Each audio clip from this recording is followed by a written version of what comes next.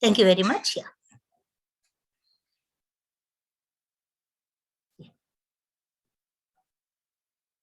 So let us start our session today.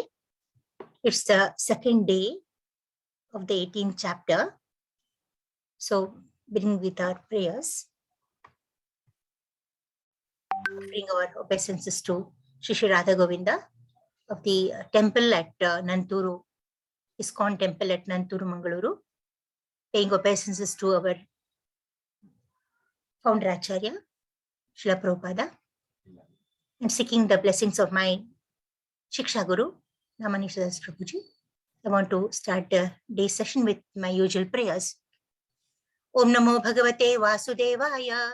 Om Namo Bhagavate Vasudevaya. Om Namo Bhagavate Vasudevaya. Om Ajnanatimirandasya Jnananjana Shalakaya Chakshur Unmilitan Yena Tasmai Sri Gurave Namaha. Sri Chaitanya Manobhishtam Stapitam Yena Bhutale Swayam Rupa Kada Mahyam Dadati Swapadantikam. He Krishna Karuna Sindho Deenabandho Jagatpate Gopesha Gopika Kanta Radha Kanta Namostute. Tapta Kanchana Gaurangi Radhe Vrindavaneshwari Vrishabhanu Sute Devi Pranamami Haripriye. Vanchakalpatarubhyascha Krupa Sindhubhya evacha Patitanam Pavanebhyo Vaishnavebhyo Namo Namaha. Namo Vishnupadaya Krishna Preshtaya Bhutale Srimate Bhakti Vedanta Swamin iti namine. Namaste Saraswati Deve Gauravani Pracharine Nirvishesha Shunyavadi Paschatya Deshatarine. Jaya Sri Krishna Chaitanya Prabhu Nityananda Shri Advaita Gadadhara Shivasadi Gaura Bhakta Vrinda. Hare Krishna Krishna Krishna Hare Hare, Hare Rama Rama Rama Hare Hare. Hare Krishna Krishna Krishna Hare Hare, Hare Rama Rama Rama Hare Hare. Hare Krishna Krishna Krishna Hare Hare, Hare Rama Rama Rama Hare Hare.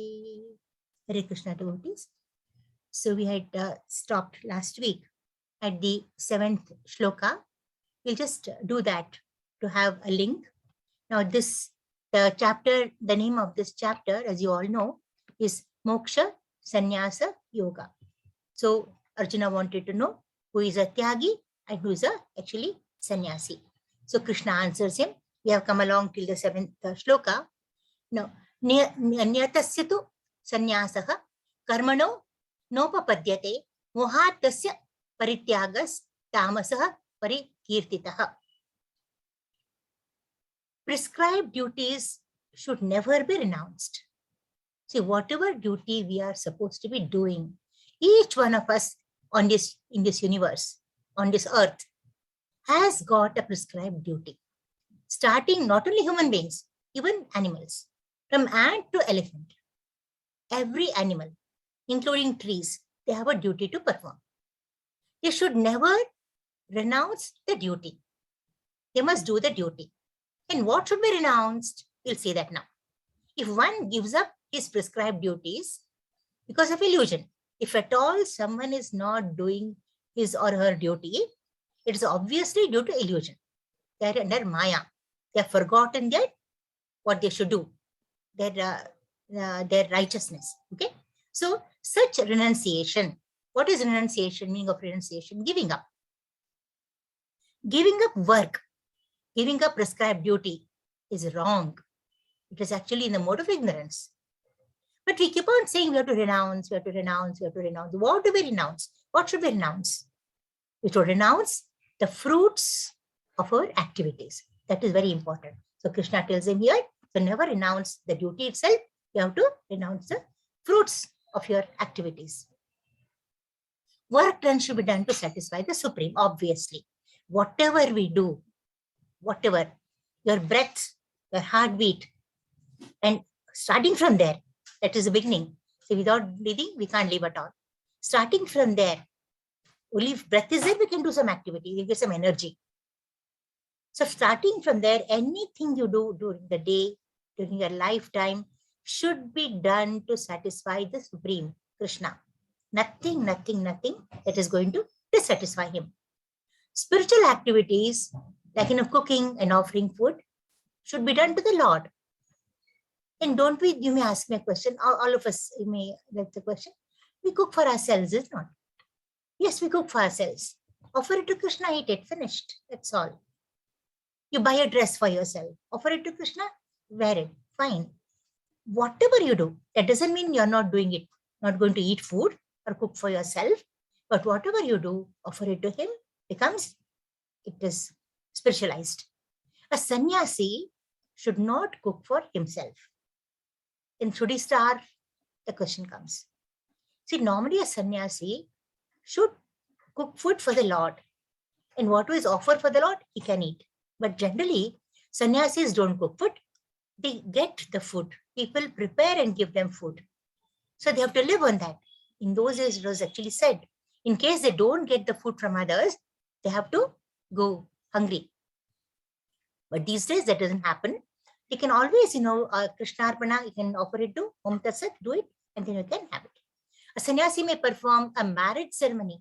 Look at that. What an extreme thing. A sannyasi has renounced his family, all his belongings, everything. But he can officiate a wedding between a Krishna conscious partners. Okay. If they are Krishna conscious, both of them, they can always officiate the marriage to help them advance in spirituality. It's actually to help them only, not to come in the way of spirituality.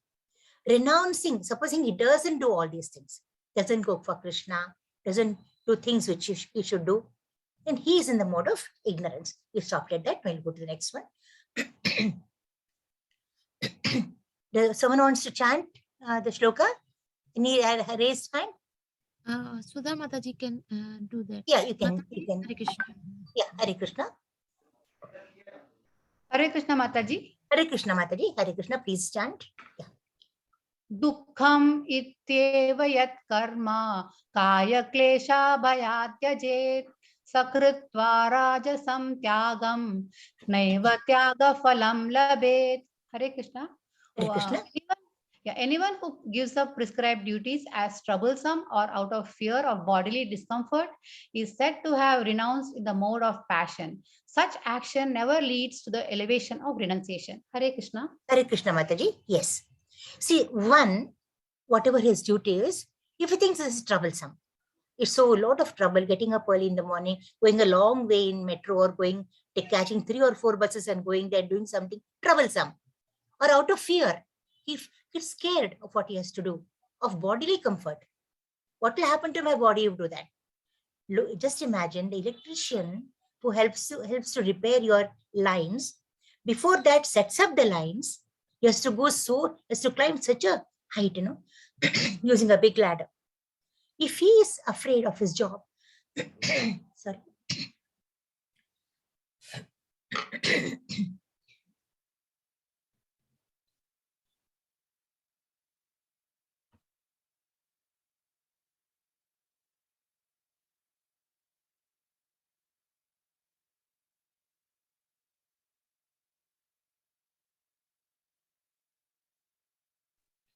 If he hesitates to climb the pole and set it right for you, how will you get electricity? So he can't be afraid. He has to do it.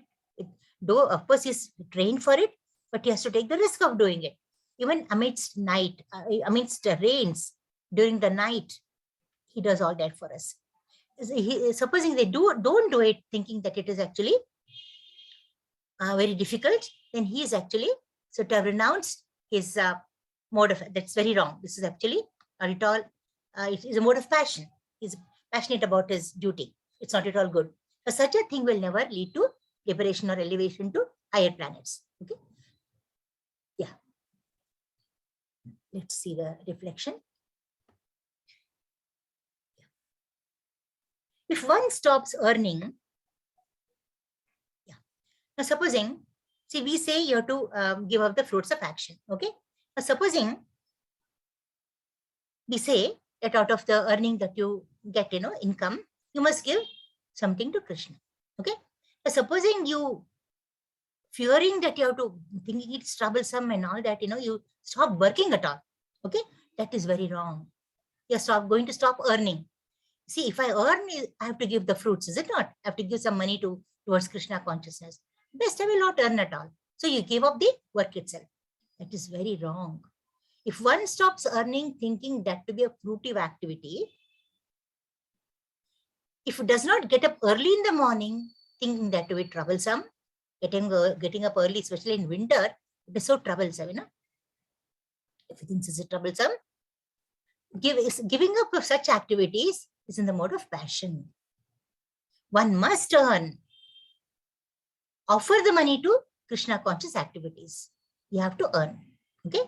And one must rise early in the morning and advance in transcendental Krishna consciousness. So you can't give up your prescribed duties. Next shloka, who is going to take this? Hare Krishna Mataji. Yes, Mataji, please chant. Karyam ite eva Karyam ite eva yat karma niyatam ki kriyate Arjuna sangam tyaktva phalam chaiva sa tyagah satviko matah. O Arjuna, when one performs his prescribed duty only because it ought to be done and renounces all material association and all attachment to the fruit, his renunciation is said to be in the mode of goodness. Hare Krishna Mataji. Hare Krishna Mataji. Yeah. See, you must do your duties and then you have to offer the results to the Almighty. He is actually, and without attachment, that's very important. Do your duty, don't be attached to it. Okay. Should be dissociated from the modes of work. Should not be attached to any mode of work. Okay. Example, a Krishna conscious person working in a factory is not close to any of these workers. He's not close to any associates. He does his job and comes out. Okay. He simply works, giving up the result of his duty to Krishna. That is working in Krishna consciousness. You go to office, there are so many people. Your boss is there, your friends are there, your subordinates are there. Okay. There are so many people, the whole faculty, people are there, staff is there. Don't get attached to anyone. Do your duty and come out. That is actually working in Krishna consciousness. He simply works. He epitomizes the divine virtue of transcendentality. It is very difficult. See, you go to a function, you go to office, go to a school or a college anyway. You of course do your duty, but remaining unattached is very difficult. Especially you are a teacher. Let's suppose a teacher in a college or the school. You come across so many factors there. One is the students, definitely in the class. Your boss, your principal, your colleagues, parents, and the menial staff, all of them. Okay. You have to behave in such a way, but you have to behave in all the 5 areas. You have to, if the parents come, if the parents council meeting is there, you have to address the parents. Okay. You have to counsel the students. You have to answer the principal. You have to be very nice with the friends. But everything do with detachment. Okay. If you can do that, you get attached. See, why do we suffer so much? Because of attachment. You have to learn asanga shastrena. You have to definitely learn to be with the shastra, with the weapon of detachment, you have to cut attachment. Then you epitomize the divine virtue of transcendentality. You become transcendental. Absolutely. Now we'll see a small chart here, very cute. We have done 3 shlokas now. 7, 8, and 9. Okay, but in the order, it is a reverse order. 9 actually is in the mode of goodness. 8 is in passion. 7 is in ignorance. We just read the shlokas now. So prescribed duties. Now in the ignorance, the person is not doing his duty out of illusion, Maya.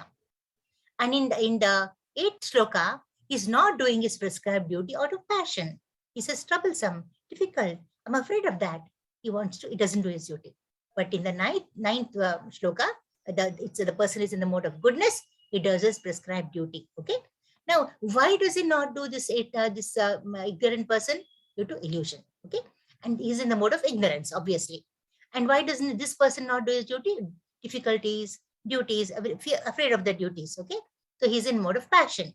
And then the last person, he does his duty, he's in the mode of goodness. Next one, who will take the shloka? Na dveshti akushalam karma. Ajay Prabhuji, Hare Krishna. Ajay Prabhuji. Hare Krishna Mataji. Hare Krishna Prabhu. Yeah. Na dveshta kushalam karma. Akushalam karma. Akushalam karma. Na dveshta kushalam karma. Kushale nanu sajjate. Tyagi sattva samabhishtu. Medhavi chinna sansayah. The intelligent renouncer, situated in the mode of goodness, neither hateful of inauspicious work, nor attached to auspicious work, has no doubt about work. Hare Krishna Mataji. Yeah. I'll read the next. Okay, let's thank you, Prabhuji. Yeah. Na dveshti akushalam karma. Akushalam kushale. There are two things here. Akushalam, inauspicious. Dveshti, hates. He does not hate doing something which is inauspicious. So he doesn't say, oh, this is not very auspicious, I'll not do it. Not good, not very positive. He does any karma is equal for him. Okay. Kushale nanu sajjate. So it doesn't even get attached to works which are very, very auspicious. Okay. For instance, supposing the meeting is arranged and it is absolutely the room is not in order, and the menial staff who has to come has not come. So now you are a staff there. You may be principal too, but you should not hesitate even to pick up the broom and then clean the whole floor to make it ready for the meeting. See, it's not actually a principal holding a broom and sweeping is not very auspicious, definitely. But then, of course, others will come forward in that case. But then you should not hesitate. You should never hate it. Okay?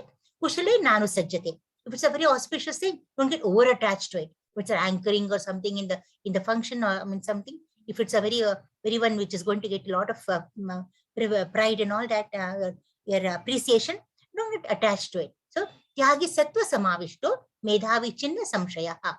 The intelligent renouncer, situated in the mode of goodness, neither hateful of inauspicious work or nor attached to auspicious work, has no doubts about the work. For him, work is worship.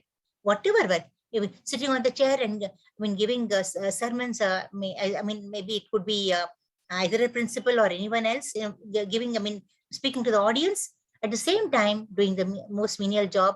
The work is work for him. It doesn't bother the nature of work.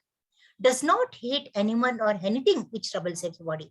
See, for he has no enemies at all. He is a Ajata Shatru. Hates no one, and nothing he will hate which troubles the body. It may trouble the body, but still he will not hate it. He doesn't. The reason is he's unattached. He's able to detach from the association. That's very important.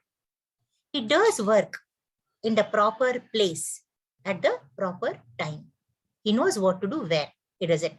Not afraid of the troublesome effects of the duty. Absolutely unattached. He's situated in transcendence. He's actually in transcendentality. Okay? Now we see here just a flow chart for you all. Symptoms of what is proper renunciation? And the intelligent renouncer, one who is in the mode of goodness, neither hateful of auspicious or inauspicious or attached to auspicious work. Why? What does it mean? It means that he does not hate anyone or anything, any work, and he works in the proper place, proper time, and then without fearing the troublesome effects. He has no doubt of the work. So quickly, we'll just discuss that. We'll go to the next one. The same, this lady is also doing her job, without any attachment. So she's doing it as a matter of duty, not attached at all. And this is the samsara karma, actually, the cycle, the wheel of samsara here for one who is not renounced. Okay. The threefold fruits of action, desirable, undesirable, mixed accrue. Okay. If you don't renounce the fruits of your action, now see, any action has got some reaction. Now that reaction could be desirable, good, nice, undesirable, not good, or mixed, yeah, both. Okay. Now this will, supposing he doesn't renounce, after death he'll have to suffer for it. Okay.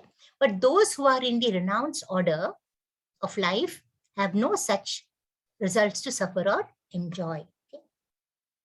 Yeah. Next, Vijayan Mataji, please read the next shloka. Hare Krishna Mataji. Hare Krishna. Na hi dehe vratam shakyam tyaktum karman asheshatah yastu karma phalatyagi satyagitya abhidhyate. It is indeed impossible for an embodied being to give up all activities, but he who renounces the fruits of action is called one who has truly renounced it. Thank you, Mataji. Hare Krishna. Yeah, yeah. So here, now truly, one thing, all of us have to work. Once you are born, from the prime, see, immediately as you, the first thing is the baby does is cries. When that is work only. Okay. Then you know all what the baby does. You have all read children, you know what they do. They have to keep on working. They grow up. The child also what is work? Activity. Keeps on doing its activity. There's no only, I'm sorry to say that actually, only a dead body, or when you're sleeping, even sleeping there is work. Your heart works, your lungs work, they all work. So only at death point, there is no activity. So every embodied soul, the soul in the body, has to keep on working. Okay. But he should renounce the fruits of his activities. Working is inevitable, but whatever fruits he gets out of it, he has to renounce. That is the truly renounced order of life. A true renouncer works for Krishna. Now, those who work for Krishna are the true renouncers, right? And offers everything to Krishna.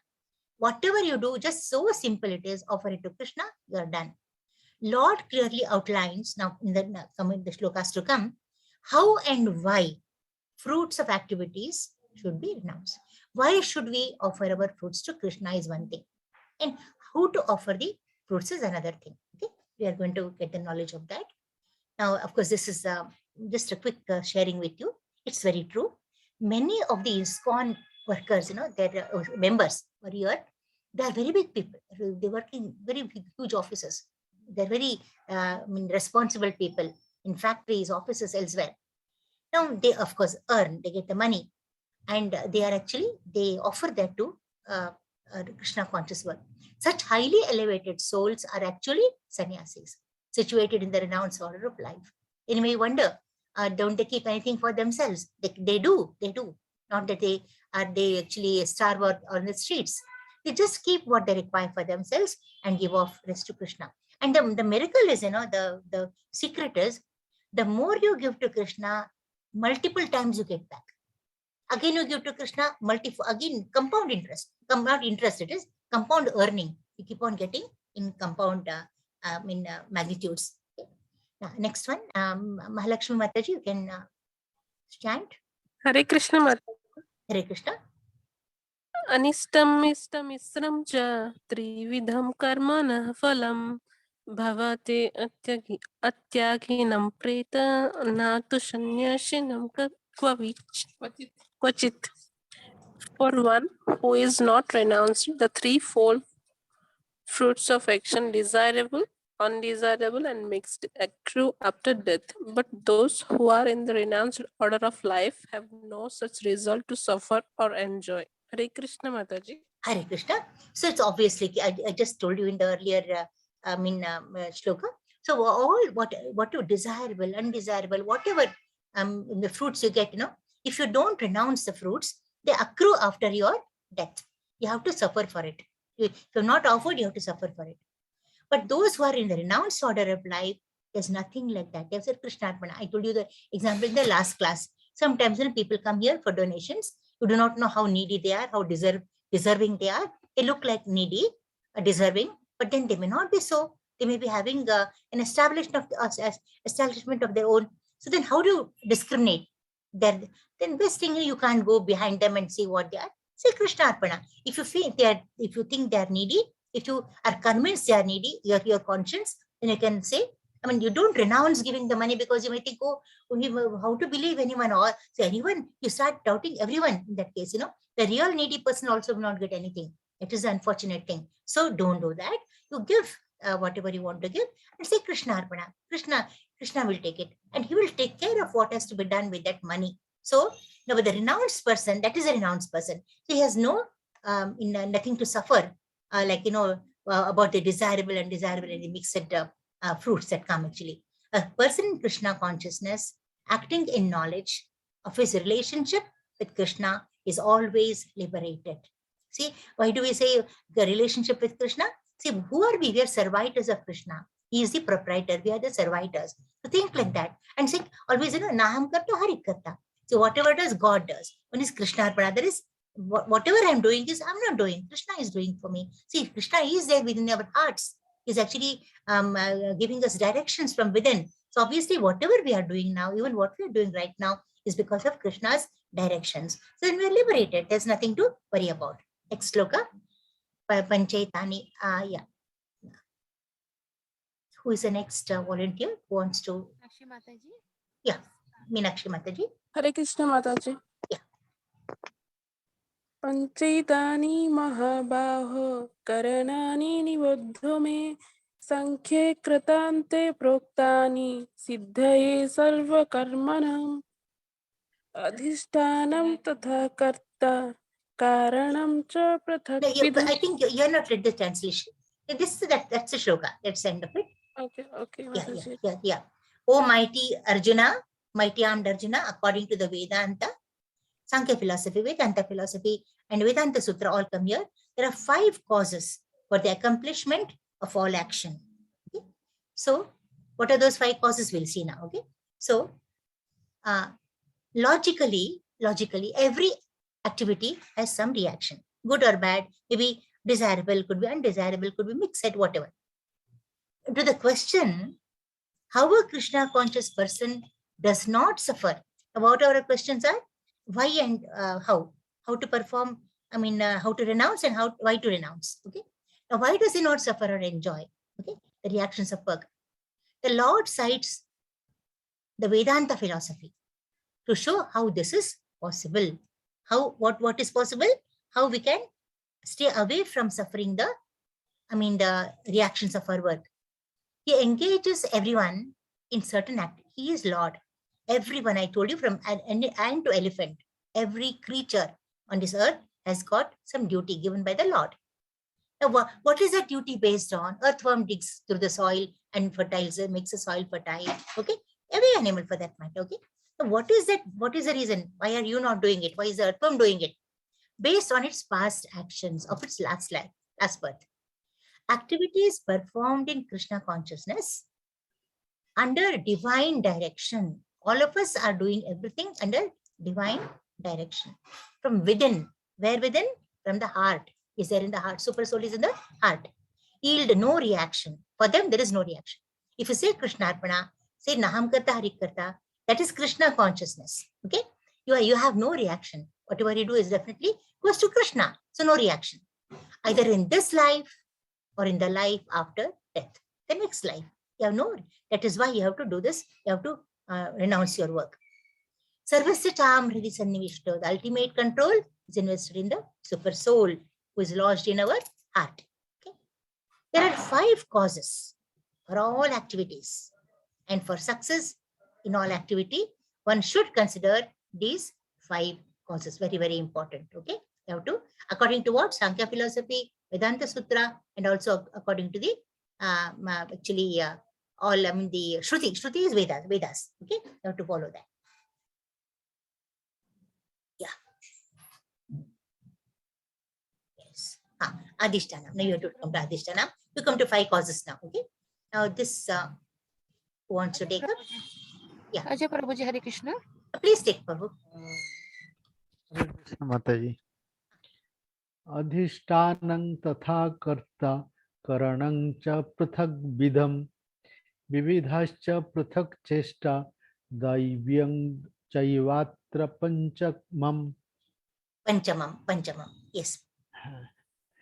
The place of action, the body, the performer, the various senses, the many different kinds of endeavor, and ultimately the super soul.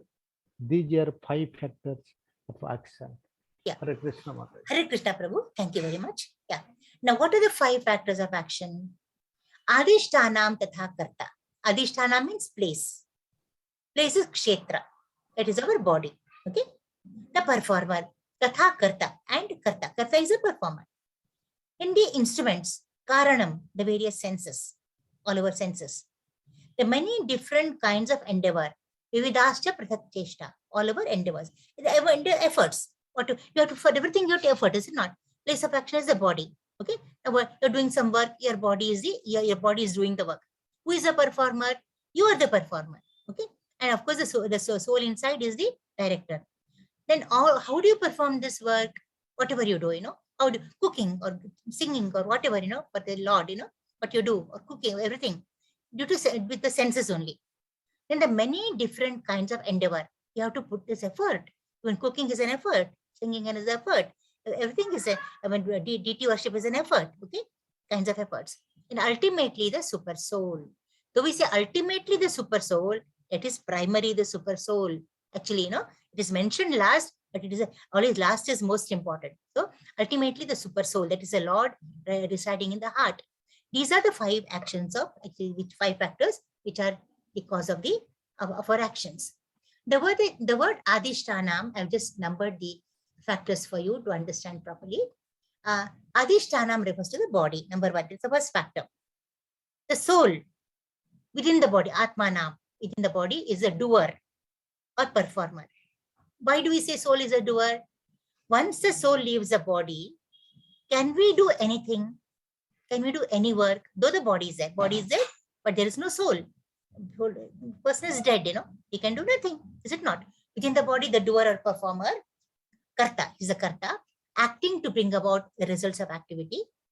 Okay, the second factor, the instruments of action are the senses. Now, whatever you see with our eyes, hear with the ears. If you want to sing, you sing with the mouth, is it not? And you see the Lord with the eyes, and you hear the Shravanam. What you're doing now is hearing. It is Shravanam with the ears, okay? They're instruments of action.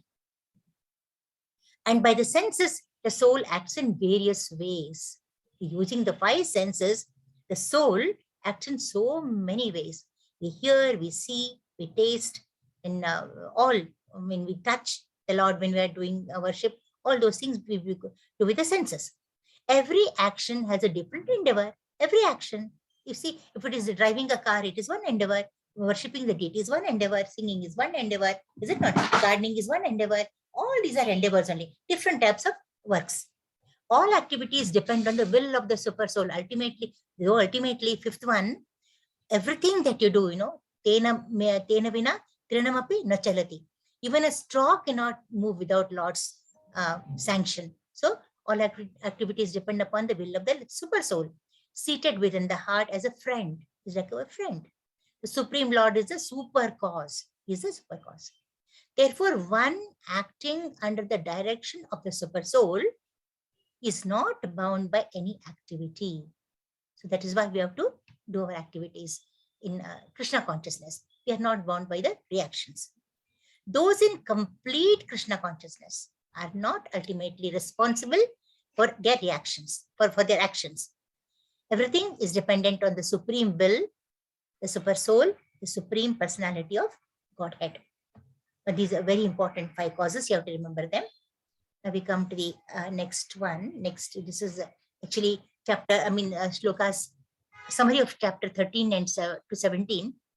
Now, but we are actually in 18th chapter now. Now, the conclusion of the Sankhya and the Vedanta. Actions directed by super soul bring freedom from reaction. Krishna cites Vedanta and analyzes. Now, what is Sankhya? Sankhya is knowledge. Okay, Vedanta is Anta, end of Vedas, the Anta, Vedanta. Okay, Krishna cites Vedanta and analyzes activities as comprised of 5 factors It's only a flow chart for you, a revision of what I've just done just now. This is to help us perform activities without becoming bound. See, how can you do some activity without getting attached to it? That's what Lord has told us here now. Most prominent of these factors is the super soul. Acting under the super soul's direction, one is unaffected by the reactions to his actions. Okay, and this is again the same thing. We'll just go to the next one. You see here, there's a whole, this is actually place, in the sense it is a physical place, but here there are people working here now. You see, even here, these people, though there is a, they have to construct a building here now.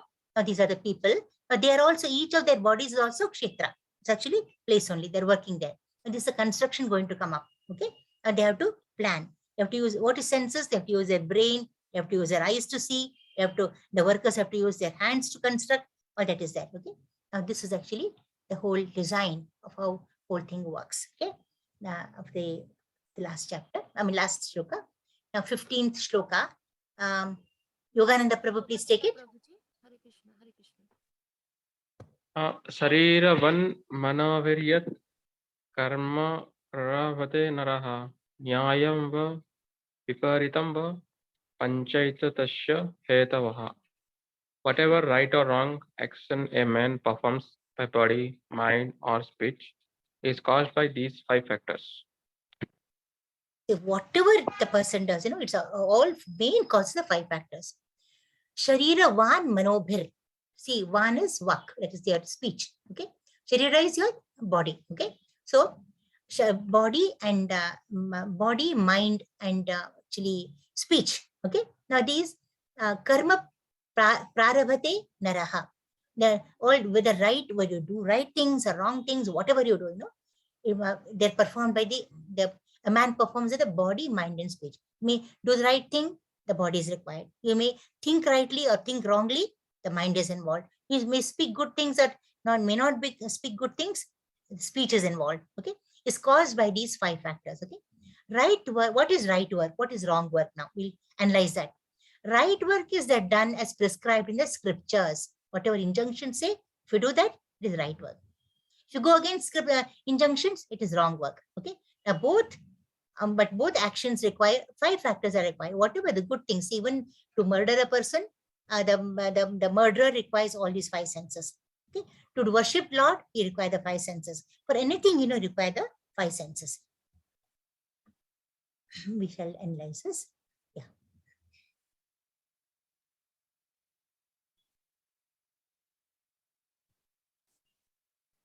Now 16th shloka is going to take. Hare Krishna, Meenakshi Mataji. Meenakshi Mataji, please take. Yeah. Hare Krishna Mataji. Hare Krishna.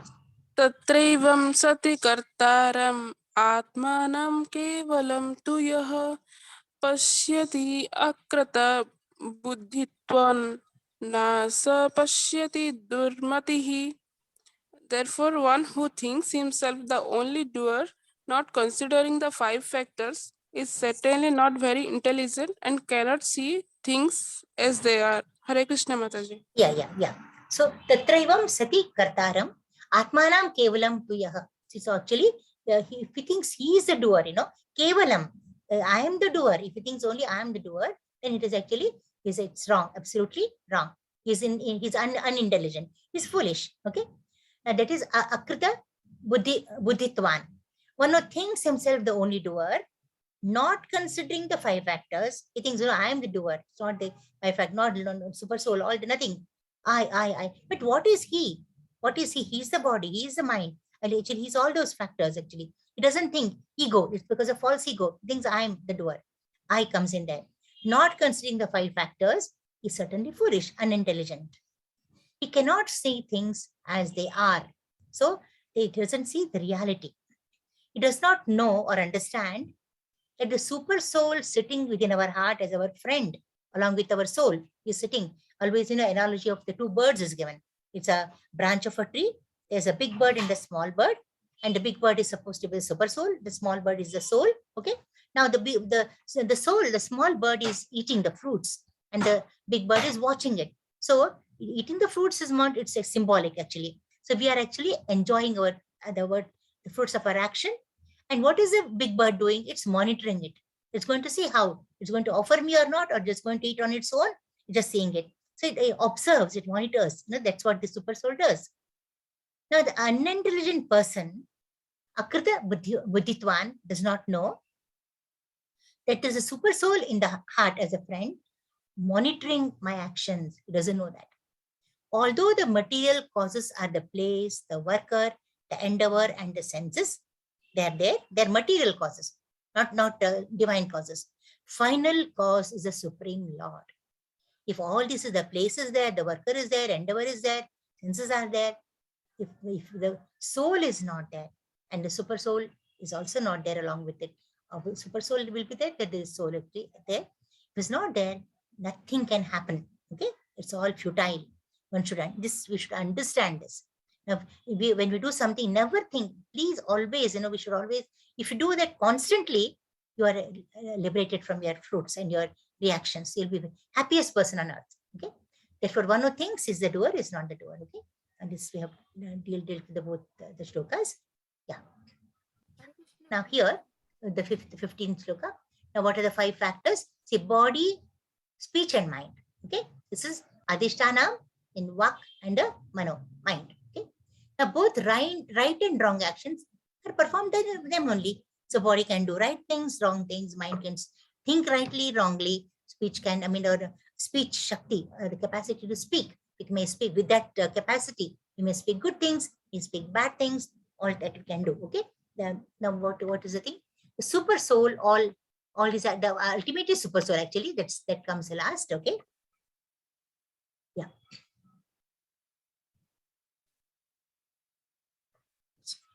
Yeah. The soul is a doer.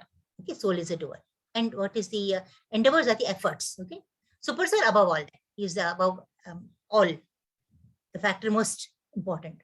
Senses are the instruments of action, and then the place of action is the body. So body, it comes this way. The body, super soul is on top. So if super soul is, his sanction is there, then the body can, using the instrument, the senses as instruments, do the endeavors with the help of with the soul's guidance. This is what is given here. So now there are 2 types of actions: irreligious, wrong, and right. Is it not? What is right and what is wrong? Now, work done against scriptural injunctions are wrong things. They are prohibited, not to be done.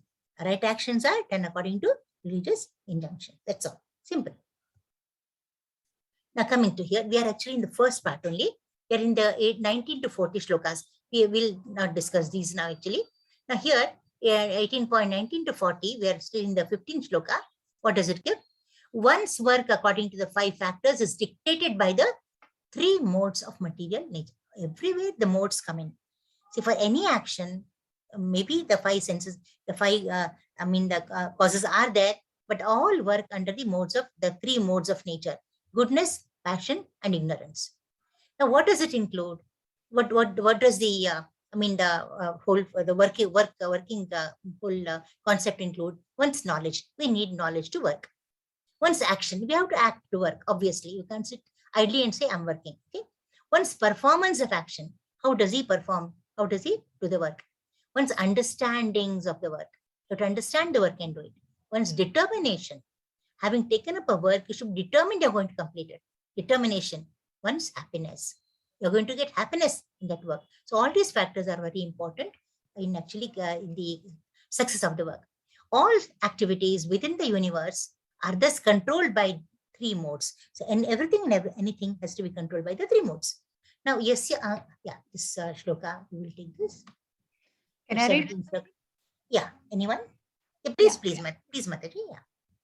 Yasya naham krito bhavo buddhiryasya na lipyate hatva pisa imal lokan nahanti na nibadyate. Yes, Mataji. Nibadyate. Lord tells Arjuna the desire not to fight arises from false ego. So, am I supposed to read this, Mataji? You can read the whole thing. Yeah.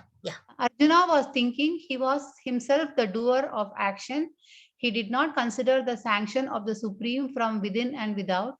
One who knows his instruments, himself as the worker and the Supreme Lord as the Supreme Sanctioner, will do his activity perfectly. Such a person is never in illusion. Hare Krishna, Yes. Mataji. Hare Krishna Mataji, thank you very much. Yeah, see here, now again comes, what is the point? What is the whole issue here now? Now, Krishna has to make Arjuna fight. Okay, he's telling Arjuna, see, the desire not to fight, if you are having the desire, it is your false ego. You are actually under illusion now. You have to come out of it. Okay, what was Arjuna thinking? That he is the doer, he is going to kill all those people. But after seeing the Vishwarupa Darshana in the 11th chapter, when he saw that all these people were already slain, they were killed by Krishna. You know, when Krishna saw someone doing something unjust and unfair, very, very bad, you know, immediately he kills them. And that, but still, physically, they're there. Physically now, they have to be killed by Arjuna. He's leaving that for the devotee to do it. And you always know that Lord does the things himself and wants to give the credit to the devotees. Okay, so he does that. So he's telling, and once Arjuna sees that too, you're seeing Dronacharya, then Bhishmacharya, all of them, you know, Karna, Duryodhana, all Dushasana, all of them killed by Krishna already. He gets the, he feels, he feels enthused to do the final, giving the final touch, like, you know, actually he is not the killer. Killing is already done by Krishna. And whatever Krishna does, he does the right thing. There'll be a purpose behind it. It is killing only. I do agree, it is killing. But still, killing was done with a purpose, because they did behave so badly, so unjustly in the Kuru Sabha. When Draupadi was being insulted in front of the entire Sabha, he couldn't tolerate it, and he already killed them, actually. But they were physically present. Now that had to be done by Arjuna. So tells Arjuna, desire, now what you're doing now is very wrong, but not to fight is in false ego. And I already have shown him, the secret is known to him now. But Arjuna so far was thinking he was going to kill them. But now he knows that he's not the killer, that the job has already been done by Krishna. He does not consider the sanction of the Supreme from within and without. Till then he had not considered the sanction of the Supreme. Okay, see, from within is within the heart for Arjuna. See, of course, we don't have the without fortune. We are all very unfortunate. See, Arjuna was seeing Krishna in front of him. He was actually charioteer. So without was outside, from outside. He was telling him, talking to him personally. And from within, he was in the heart. Super soul is in the heart. Lord is in the heart. From within and without, he was not thinking that, oh, I'm getting the sanction from Lord. Both ways. I should not really hesitate. I should fight. And all this was because of Maya, illusion. He was under illusion, false ego. So Krishna tells him, all that you have been doing till now is due to under false ego. Come out of it now. One who knows his instruments, for instance, you know, a carpenter. He knows the instruments, okay? He's a worker, he's a carpenter, okay? And the Supreme Lord as a Supreme Sanctioner, even if a carpenter has to take the saw and cut the wood, you know, it has to be under the sanction of the Lord. Anything and everything has to be done to the sanction of the Lord. Then once it is done that way, he'll do it perfectly. He knows that, you know, I'm just the nimitta matra. I'm not at all the actual doer. I'm only the nimitta. I'm just a namesake, okay? Such a person is never in illusion. If you think that you are the doer, you are in illusion. You have all the problems. What are the problems? Effects of the desirable, undesirable, mixed, all accrue. You suffer because of them, you know. But if you sanction, you think, oh, whatever I'm doing now is due to Lord's sanction, and you're not in illusion, and the reactions will not come to you at all. That's the secret of actually working. So here, one who thinks himself as a doer, everything as his responsibility, is illusioned by false ego. What is false ego? Godlessness. Don't believe in God at all. You are the gods. You are the proprietors. Okay? You think there is no, I'm doing, it's all mine. It is again lack of Krishna consciousness. Even killing someone, okay? Under the direction of the Supreme Lord. What is happening now? He has to kill the Kauravas. Arjuna, okay? Even that is under the direction of the Super Lord. It is not killing, it is duty. And a Kshatriya must perform his duty. Kshatriya cannot say, I'm not going to kill. He can't say, I'm not going to be violent. Okay? Within the jurisdiction, prescribed, in the network, in the framework, he has to do his duty. It is his kartavya. It is his actually swadharma. He is never affected by the reaction of such killings, as there is a purpose which Lord knows. Lord knows that. See, everything that is being killed, a cat being killed, or accidents happening all over, plane crashes happening all over. There are so many disasters happening all over the universe. And for everything, there's a purpose. We feel very bad. Our person, if someone ours is there in the plane crash, feel all the more bad. But for everything, we have to realize that the purpose. So if you keep this in mind, I think to a great extent, our dukkham will come to an end, See, we lose our own persons, We feel so bad, You remember all the daily transactions we had with the person. But if you just sit on the other side of the table and think, this was done with the purpose of the Lord.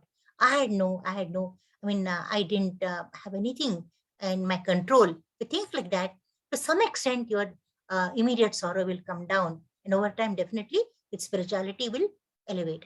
Soldier killing under the command of a superior officer is not subjected to be judged. A soldier kills his enemies. He has to kill. Commander says, shoot, gives orders. Okay, he has to kill. If the same soldier does it in the personal interest, that is very wrong. You can't do that. Okay. Now, please take this shloka 18th one. Yogananda Prabhuji. Yeah. Yogananda Prabhu, please take it. Hare Krishna. Ajnanam jneyam parignata trivida karma chodana karanam karma karteti trivida karma sangraha. Knowledge, the object of knowledge, and the knower are the three factors that motivate action. The senses, the work, and the doer are the three constituents of action. Hare Krishna Prabhu. Karanam karma karteti. So knowledge, the object of knowledge. Jnana, jneya, and the knower. There are two, we have done it earlier in the chapter. There are two knowers. Super knower and our knower. Super soul and the soul. Both are knowers. Both know actually. So knowledge, object of, what is the motivation to do work? That's important. What motivates us? Now, what really inspires us to do some work? Knowledge. Okay. The knowledge that this has to be done. Okay. Object of knowledge. It has a goal. You study for an examination, is it not? There's a goal. And the knower. And both of these, the knower, the person, the soul, super soul, both of them know this. Okay. Now, these three are the factors that motivate action. For any action, they motivate. Even performing puja or gardening or anything, say, work at office, anywhere. For all these things, knowledge is required, object of knowledge is there, and the knower has to be there. Okay. But the senses, these are the motivating factors. And what are the constituents? That is, what are the means through which we do the work? One is senses. You need senses. The work has to be there, obviously. Without work, we can't do any work. And then the doer. We are the doers. Are the three constituents of action. Okay. This is what is very important. Now, next shloka. Jnanam karma. Yeah. Hare Krishna Mataji. Hare Krishna. Jnanam karma cha karta cha trideva guna bhedatah prochyate guna sankhyane yatha vach shrunu tayapi. Yeah. Tanyapi. According to the three different modes of material nature, there are three kinds of knowledge: action and performer of action. Now hear of them from me. Hare Krishna Mataji. Hare Krishna Mataji. Tridaiva guna bhedataha. According to the three modes of material nature, goodness, passion, ignorance, we know them what they are. There are three kinds of knowledge. See, earlier we saw three kinds of foods based on nature, three kinds of worships based on nature, three kinds of faiths based on nature, or everything. See, A to Z, everything is based upon the modes of nature. Okay. Now we are talking, Krishna is talking about the three kinds of knowledge based on nature. Okay. The action, kinds of knowledge, action and performer of action. Now hear of them from me. So knowledge is based on modes of material nature, action is based on modes of material nature, and performer also is based on the modes of material nature. Now here he tells him that.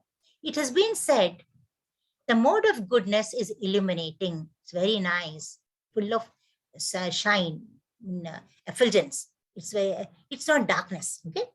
And the mode of passion is materialistic, obviously, transaction. You do something, expect the results. You are not, it's materialistic. It is absolutely not at all good in goodness. And the mode of ignorance is dreadful, horrible. It's miserable actually, conducive to laziness and indolence. See, laziness, indolence can do worse things. I mean, they can actually ruin you completely. So these modes, these are the nature of the three modes. All the modes of material nature are binding. You know very much by now. Definitely, it's by heart, by within you. Although there are three modes of material nature: goodness, passion, and ignorance. All of them are binding. Ignorance is definitely binding with the ropes of ignorance. Passion with the ropes of the passionate behaviors. And goodness, the goodness itself. See, too much of goodness also is binding. Even that is not very good. So all of them are binding. The 17th chapter, the previous one, different types of worships in the three modes were elaborated. We saw that, okay? Faiths, we saw all that we saw. Here, in the 18th chapter, Lord speaks about different types of knowledge. See, workers, we are the workers, and the work itself, according to the three modes of material nature. Okay. Now the person, next sloka, please take this. 20th one. Yeah. Hare Krishna Mataji. Yes, Mataji. Yes, Prabhu. Sarva bhuteshu jainaikam bhavam abhayam ikhyate abhibhaktang vibhakteshu tajnanam vidhi satvikam. That knowledge by which one undivided spiritual nature is seen in all living entities, though they are divided into innumerable forms, you should understand to be in the mode of goodness. Hare Krishna Mataji. Sarva bhuteshu enaikam. See, in all the living entities, see, a person who sees one spirit soul in every living being. Okay. It could be demigod, could be human being, could be animal, bird, beast, aquatic plant, anything for that matter, you know. He possesses in the knowledge of goodness. He should know that every living being has got a soul. Okay. Bhavam avyayam ikshate. All living entities possess one spirit soul. Actually, it is divided and undivided. See, it is divided because this same our lords. We are all parts and parcels of the Lord, so we are divided. Okay. But then each body has got a soul. That's very interesting. All living entities possess one spirit soul, although they have different bodies. There are so many bodies, but every body has got a soul. But what is this soul actually? Basically, it is nothing but the fractions of the main soul, the super soul. I mean, of the Almighty, inner spiritual energies of the Lord. Okay, that is undivided. But then when we come to every living individual, we become divided. Okay, but we are in quality same to the main soul, and then but in quantity we are Anu, that is Vibhu. Okay, all living entities possess one spirit soul, although they have different bodies in terms of the previous work. Otherwise, an ant is an ant, or a snake is a snake, a tiger is a tiger, based on the previous activities. That living energy is imperishable. That living energy, soul, is eternal. It can never die. Although the bodies are perishable, every body is going to die. A giraffe or a mammoth, or name the whale, the blue whale, or whatever whale, biggest shark, any body for that, it is perishable, it's going to die. But the soul within it will never die, imperishable. Even ant soul, it will never die. Ant will die. Okay? As there are many forms of material existences, that is bodies. There are so many bodies in the so many species of animals, plants, everything. Each is a body. Okay. In conditional life, the living force appears to be divided because every body has got a soul. It appears to be divided, but they're all same. They're absolutely same. See, only difference is the bodies are definitely different. And according to the body, previous actions, the soul has got its recorded messages. Such knowledge is an aspect of self-realization. If you are a self-realized soul, this knowledge will be very understandable to you. Next, 21st shloka. Lakshmi Mataji. Hare Krishna Mataji. Hare Krishna. Prithaktvena tu yad jnanam nana bhavan पृथग्विधान् वेति सर्वेषु भूतेषु तज्ज्ञानं विद्धि राजसम्. Yeah, the That mode of knowledge passion. by which different type of living entity is seen to be dwelling in different bodies is knowledge in the mode of passion. Hare Krishna Mataji. Yeah. So here, the understanding that material body is a living entity. See, very wrong, absolutely wrong. See, is body the living entity? No, body is body. But the soul is a living entity inside the body. Body is not the soul. Soul and body are different. We are all soul. And this what external covering is the body, but we are actually the soul. But if someone thinks body is soul, with its destruction, consciousness is also destroyed. See, if someone thinks that the body dies, everything was over, finished. Even the soul is going to die if they think like that. Body is itself the soul if they think like that. Consciousness is temporary if they think like that. If consciousness is temporary, that's also very wrong. There are no individual souls, but there is an all-pervading soul full of knowledge. Okay, if they think like that, okay, are considered in the mode of passion. They're all actually there in the mode of passion. Okay, so that's a feature. I mean, one of the features of the people in ignorance. Yeah, next 122. We'll take this. Meenakshi Mataji.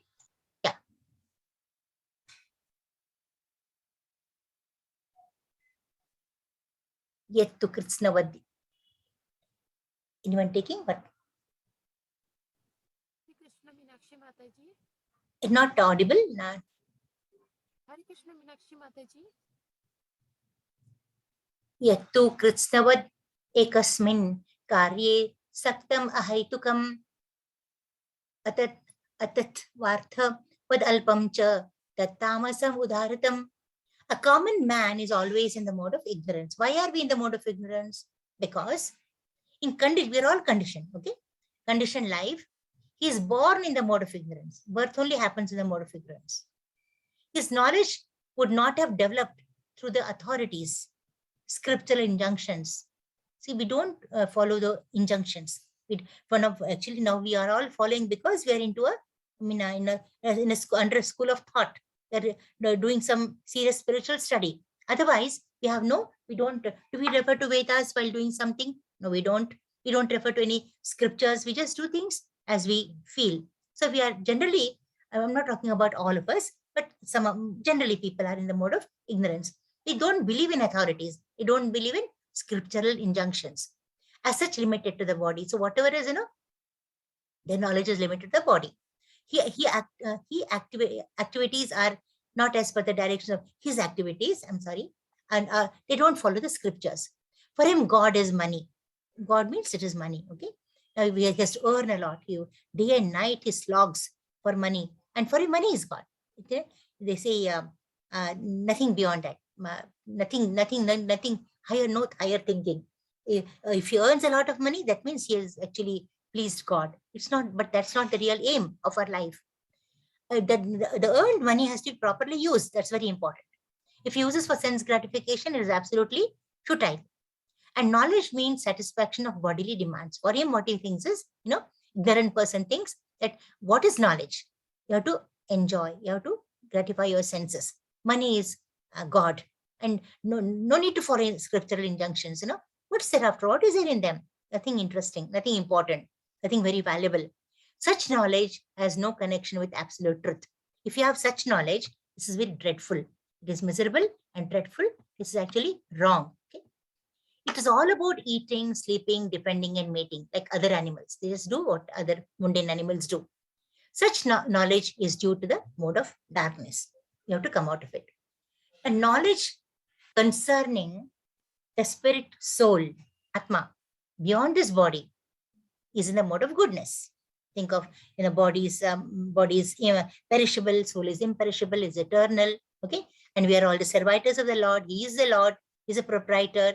We are all the internal parts and parcels, and all about. If you think all in higher, that is absolute truth. To think on those lines, you are in the mode of goodness. Knowledge producing many theories, all academic, all theories, doctrines, everything, just mundane logic and mental speculation. They're in the mode of passion. Okay. A knowledge concerned only with keeping the body comfortable, be happy. No need to do anything righteous or ritualistic or nothing. No need to follow scriptures. You be happy. Don't give any problem to your body. Let the body be comfortable. Don't be, don't become succumb. Do under pressure of discomfort to your body. If you think like that, you're in the mode of ignorance. Absolutely wrong. The 22nd shloka is a very nice. I think, yeah, there's a Yoga. very nice No, this I will do it myself, Mataji. It's a Okay, comparison, actually. It's a comparison, very nicely given and depicted. What you have learned till now, we are going to actually apply it here now. Yes. No. Sorry, not opening. Yeah. Yes. The 20th, 21st and 22nd shlokas are here. They're very beautifully actually analyzed here. You have done it already. Revision for you. Now, 19th is it? 19th, in the 19th shloka we saw, there are 3 kinds of knowledge based on the modes of material nature. Okay? On goodness, passion, and ignorance. That knowledge by which one undivided spiritual nature is seen in all existences. Okay? Undivided in the divided. And divided is actually the soul in each and in each body. Undivided is the main soul, is knowledge of in the mode of goodness. You should have that knowledge. Okay? That knowledge by which a different type of living entity is seen to be dwelling in different bodies is the knowledge in the mode of passion. And that knowledge by which one is attached to one kind of work as all in all attachment without knowledge of the truth, with meager, which is very meager, is said to be in the mode of darkness. These are types of knowledges he's talking about here. We have done that actually in the shlokas. Now, 23rd shloka, who is going to take this? Yeah. Yogananda Prabhuji. Hare Krishna Maharaj. Yeah, niyatam. Nityam Sangha Rahitam. Niyatam Sangha Rahitam. Aragadveshta Kratam. Aragadveshta Kratam. Aphala Prapsuna Karma. Yattat Satvikam Uchyate. Yes, yeah. Regulated occupational duties. Regulated occupational duties as prescribed in the scriptures in terms of different orders and divisions of society, performed without attachment, proprietary rights, and therefore without any love or hatred, performed for the satisfaction of the Supreme, not the self. It's in mode of goodness. Okay. So you have to do your regulated duties. Okay. Niyatam, prescribed duties. Sangha Rahitam, with the association. Okay. Araga Dveshta Kritam. No anger, no hatred to do with that. Okay. Apala Prepshana Karma. You don't expect the fruits of the results of activity. Yattu Satvikam Uchyate. This is in the mode of goodness. Okay. These are all knowledges actually. Knowledge in the mode of goodness. Now, 24th one. Yeah. Ajay Prabhuji. Hare Krishna Mataji. Yeah. Jattu kamepsuna karma sahankarena va punah kriyate bahulayasam tad rajasam udahrutam. But action performed with great effort by one seeking to gratify his desires and enacted from a sense of false ego is called action in the mode of passion.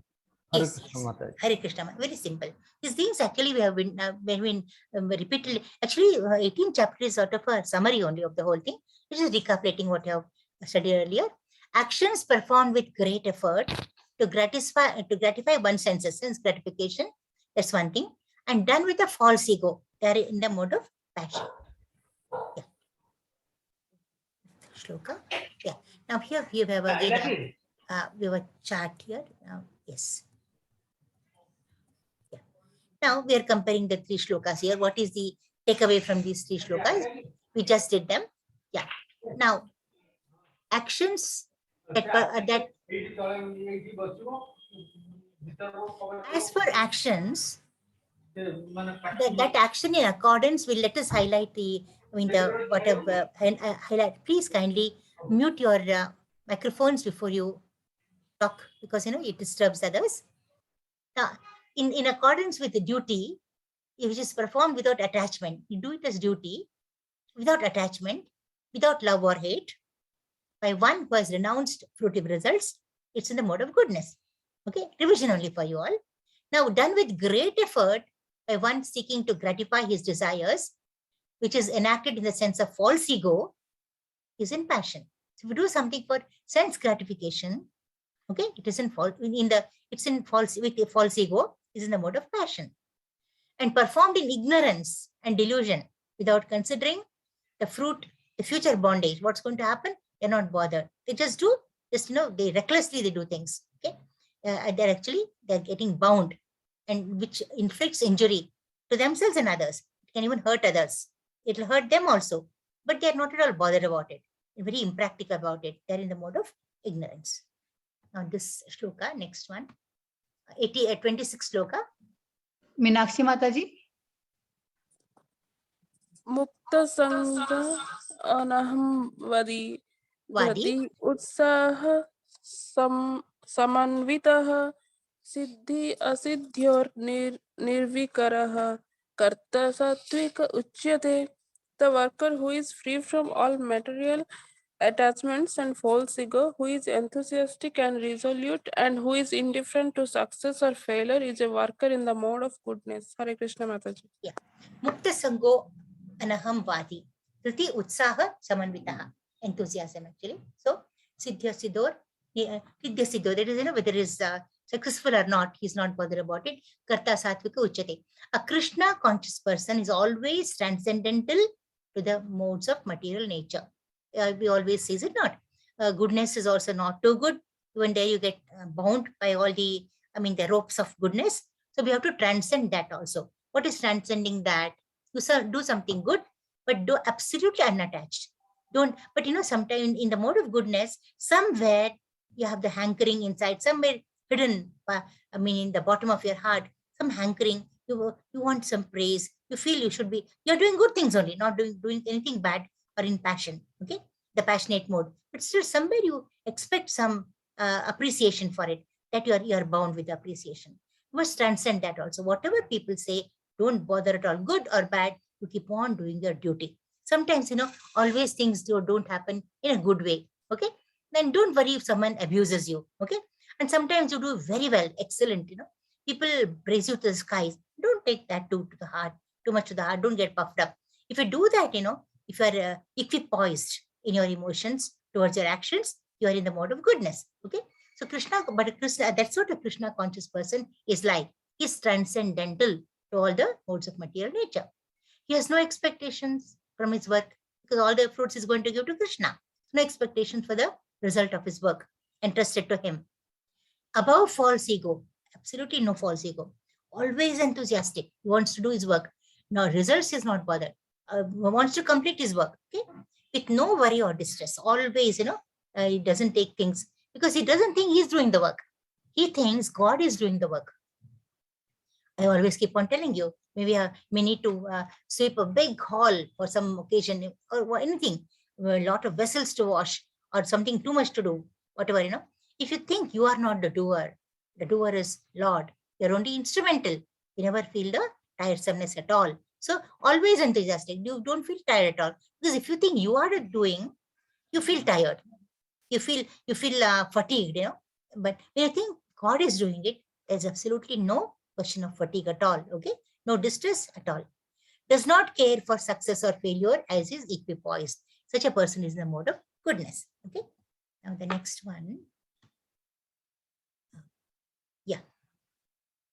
This shloka, 27 shloka is going to Ragi Karma Phala Prepsur. Who is going to take this? Ragi Karma Phala Prepsur Lubto Himsatmako Asuchihi Harsha Shokanvita Karta Rajasa Parikirtitaha. A person, Raga is actually always some again feeling. A person too much attachment to results of action. A person too much attached to materialism.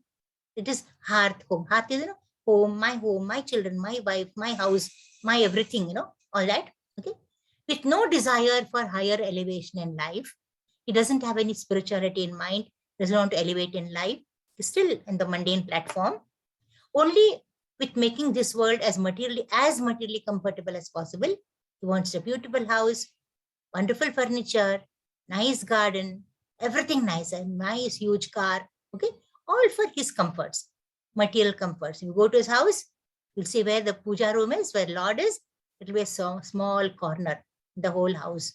Or sometimes, people, what they do, they prepare a TV stand, a TV, enclosure for a TV, and that they use for keeping God.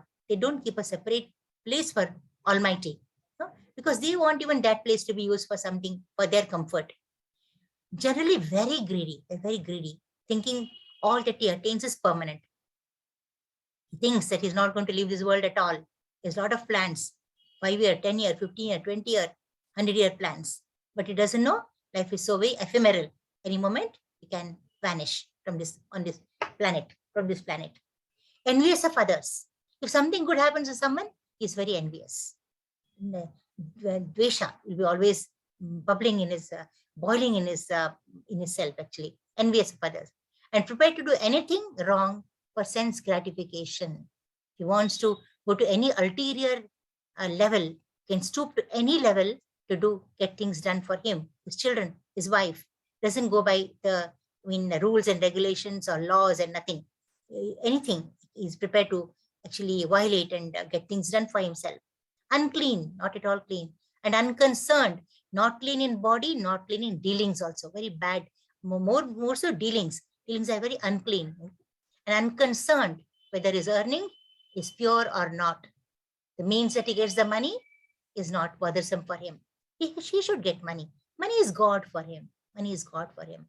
Money gets him everything, nothing beyond money. He's absolutely wrong. Very, very happy if successful. If he does something, if something succeeds, he's very happy. If not, he'll be absolutely drowned. He'll be distressed. He can't equipoise his mind. He can't have equanimity of mind. He's always very, very unstable. He's in the mode of, obviously, passion. We go to the next sloka. Yeah. Hey Krishna Mataji, can I read it? Please, Mataji, please read. Yeah. Ayuktaha prakrita stabdaha Shato naishkrito alasaha alasaha, yeah. Vishadi dirga sutri cha karta tamasa uchyate. The worker who is always engaged in work against the injunctions of the scripture, who is materialistic, obstinate, cheating, and expert in insulting others, and who is lazy, always morose and procrastinating, is said to be a worker in the mode of ignorance. Yes, yeah. Thank you, Mataji. Thank you very much.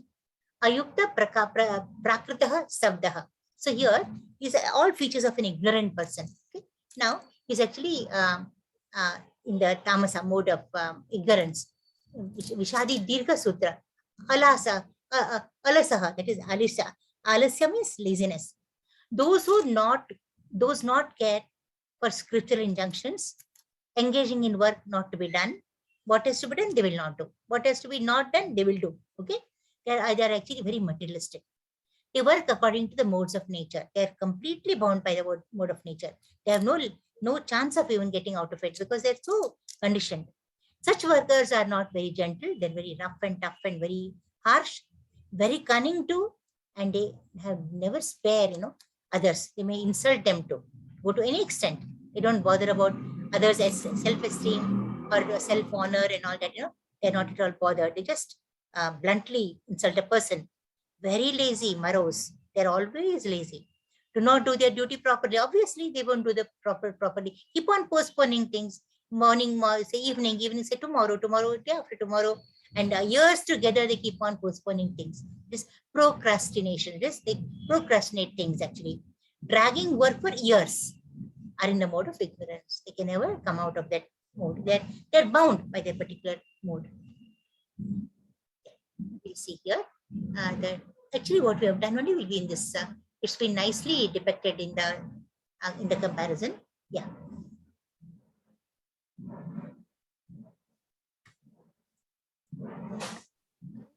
Yeah. Sudha Mataji. The shlokas 26, 27, and 28. Because it's a very huge chapter. They thought maybe it is better to make such thing, but we have already analyzed this. The worker who is free from all material attachments, false ego is not there, no attachment is there. Okay, enthusiastic, always enthusiastic, full of enthusiasm, resolute, determined. I should do this, do it well. Okay, who is indifferent to success or failure, succeeds or not, he is not bothered. It is everything as matter of duty. Okay, now is a worker in the mode of goodness, but that worker is attached to the fruits of his labor. He does some action, expects the results. Who is passionately, he wants to enjoy them. Whatever, doesn't want to give it to anyone. Forget Krishna. No one should enjoy it. Okay? Who is very greedy, envious of other people, impure, obviously, and moved by happiness and distress. Not at all equipoised. He's easily dukkha, sukha, all of them sway him away. Okay? They either puff him or they drown him. He's a worker in the mode of passion. A very unstable person. But that worker always engaged in work. What does he do? Always against the injunctions. Okay, what should not be done, he does. Okay, so what has to be done, he will not do. Against the injunctions of scripture, he is materialistic, obstinate, arrogant, obstinate, cheating, cunning, expert in insulting others, very lazy all the while, morose, procrastinating, postponing things, keep on saying tomorrow, later, and all that. Is a worker in the mode of ignorance. Okay. Now take this next shloka. Buddhir Vedam Dhriteshchaiva. Ajay Prabhuji. Hare Krishna Mataji. Hare Krishna Prabhu. Yeah. Buddhir Vedam Dhriteshchaiva Gunatas Trividham Shrunu Prochyamanam Aseshena Prutaktvena Dhananjaya. Winner of wealth. Now please listen as I tell you in detail of the different kinds of understanding and determination according to the three modes of material nature. Hare Krishna Mataji. Yeah. Now we come to the types of understandings and determinations based on the modes. Okay. Now we see here, winner of wealth is Dhananjaya. Dhananjaya means winner of wealth. Arjuna is addressed as Dhananjaya here. Now Dhananjaya, he says, listen, I'll tell you in detail the three kinds of understandings. How do you understand? Now, see, each people in the different modes of material nature, goodness, passion, ignorance, their way of understanding things are different. They will not be same. If they were the same, they wouldn't have been the same in the different modes at all. Now, because their understandings are different, they behave differently. See, all of us behave based upon our understanding. Is it not? It's perfect, we're in goodness. Not perfect, we're either passionate or ignorance. And determination. See, in determination also deters. It varies with the modes of nature. In the goodness, very firm, determined. You're enthusiastic. And you want to complete your goal, whatever may come. Okay? In passion, you are not that determined. Ignorance, not at all. So even that depends upon the modes of nature. After explaining knowledge is over now. Object of knowledge is also over, and the knower. Lord explains the intelligence and determination of the work in the three modes. Okay. Now next sloka. Hare Krishna Mataji. Yeah. Pravrittim cha nivrittim cha karya karye bhaya bhaye bandham moksham cha yaveti buddhihi sa partha satviki. Satviki, yeah. O son of Pritha, that understanding by which one knows what ought to be done and what ought not to be done, what is to be feared and what is not to be feared, what is binding and what is liberating, is in the mode of goodness. Hare Krishna Yeah. Mataji. Hare Krishna Mataji, thank you. Performing actions as per directions of the scriptures is pravritti. You do something, follow scriptures is pravritti. Okay. And actions not directed, what should not be done. If you do that, It is actually very wrong. Okay. Actions not so directed are not to be performed. Okay. Such a person gets entangled in the actions and reactions of work. Okay. Same things what you already know. You do some things wrongly, we're entangled. One who discriminates this by intelligence is situated in the mode of goodness. Yeah. The next shloka. Yeah, dharmam. Yeah, dharmam cha. Yeah. Ajay Prabhuji. Anyone can take. Meenakshi, Mahalakshmi, anyone can take up. Mataji, please carry on. Hare Krishna Mataji. Hare Krishna. Jaya dharma adharmancha kayam cha karmameva cha abhyadvat Ayathavat ajathavat prajanati prajanati.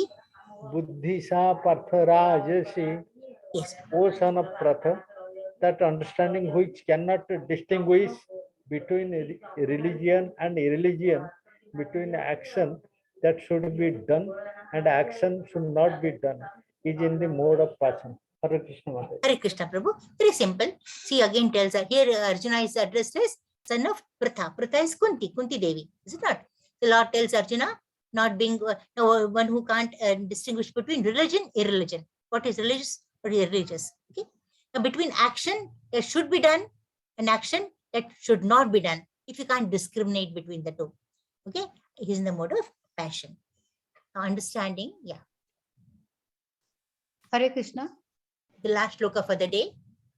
Adharmam dharmam iti ya manyate tamasavrata sarvartan viparitam cha buddhi sa partha tamasi. Understanding irreligion to be religion and religion to be irreligion is one thing. That's the ignorant person does that. What should be done, will not do. Okay. Understanding a great soul to be a common man, to a commoner, and accept a common man as a great soul. It is misplacing things, misplacing things. They can't identify who is who. The real truth they can't make out. Thinking truth to be untruth, untruth to be truth. Okay. Intelligence working in the opposite way. It works in opposite ways. They can't realize what actually, see how important this is. See, people by God's grace were able to know the right things to some extent, to I think larger extent. We don't know how pathetic that is, But the people in the mode of ignorance, they're not able to make out at all. They're suffering because of that, So always working hard in the wrong direction. They're working the wrong direction is in the mode of ignorance. Today we stop at this. Okay. We'll continue from next Sunday. I desire to finish. So next Saturday, we'll be continuing from 33rd to the next 23 shlokas. Okay. And last day, we'll be doing the last 23 shlokas. So, Vancha kalpatarubhyashta krupasindubhya evacha patitanam pavanebhyo vaishnavebhyo namo namaha anantakoti vaishamrutkrisha Hare Krishna. Okay. I stop recording and then you can ask me questions.